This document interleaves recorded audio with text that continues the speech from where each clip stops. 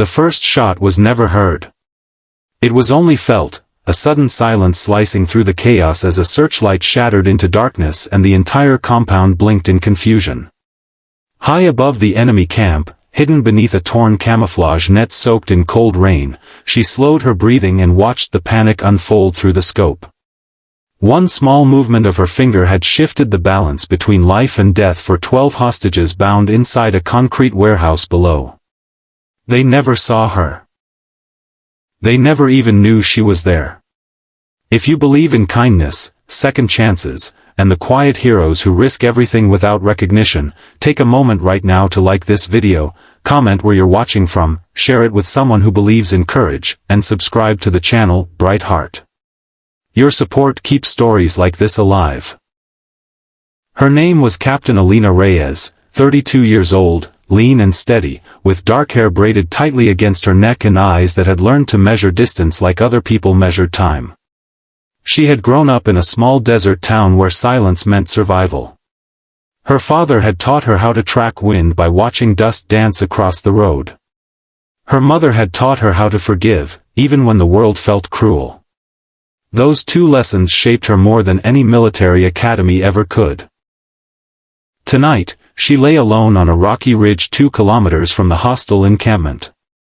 The air was sharp with smoke and damp earth. Below her, floodlights circled lazily over the compound, illuminating armed patrols and the steel doors of the warehouse where 12 aid workers were being held.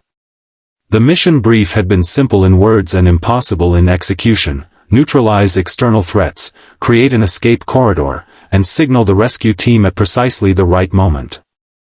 No margin for error. No backup if she was compromised. But what the brief did not include was the weight of knowing that among those hostages was a 17-year.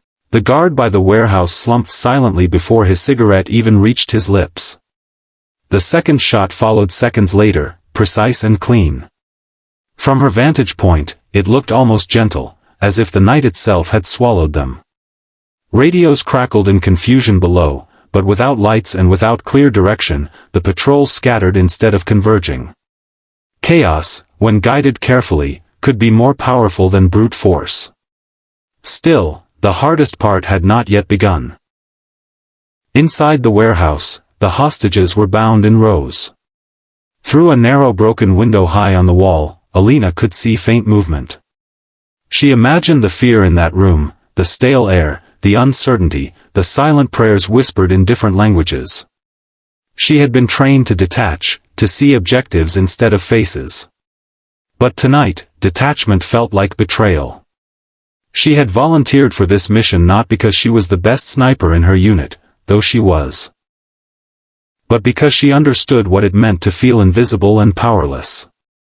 Years ago, during her first deployment, she had hesitated. One fraction of a second.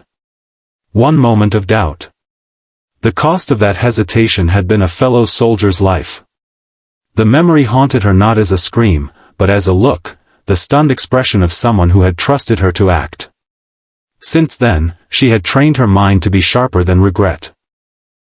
Tonight was her chance to prove to herself that hesitation would not win again.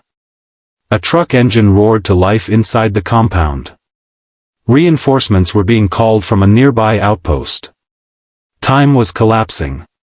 She recalculated distances in her head, mapping the angles between the guard towers, the warehouse door, and the narrow dirt road that curved toward the extraction point. The rescue team was 10 minutes away. She needed to create an opening that would last at least 3.